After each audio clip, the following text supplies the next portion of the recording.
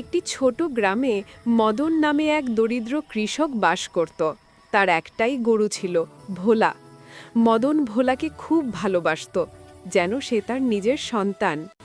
প্রতিদিন সকালে সে ভোলাকে নিয়ে মাঠে যেত আর দুজনে সারাদিন পরিশ্রম করত।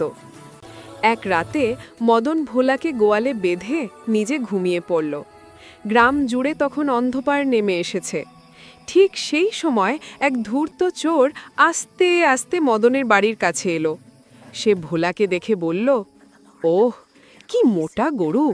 এটা বিক্রি করলে অনেক টাকা পাবো। সে চুপি চুপি দড়ি খুলে ভোলাকে নিয়ে চলে গেল। ভোলা ভয় তো পেয়েছিল, কিন্তু সে ছিল খুব বুদ্ধিমান।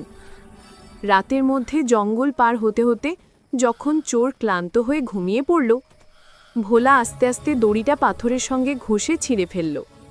তারপর সে নিজের বাড়ির দিকেই হাঁটতে শুরু করল।